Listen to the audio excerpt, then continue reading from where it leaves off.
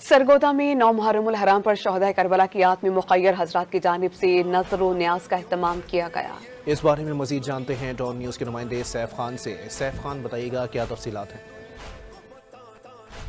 जी बिल्कुल, इस वक्त मैं सरगोदा तारकाबाद में मौजूद हूँ एक मुग़य्यर हज़रात के घर में, जहाँ पर 9वीं मुहर्रम के हवाले से लंगर का एहतमाम किया जाता है। हर साल नज़र न्याज तकसीम की जाती है।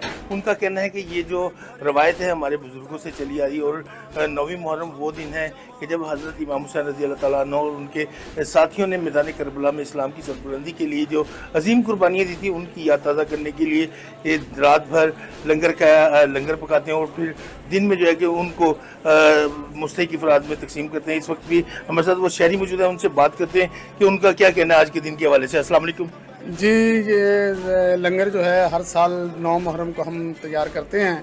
ये पहले हमारे वालिदैन करते थे, अब तवील अरसा से हम खुद कर रहे हैं।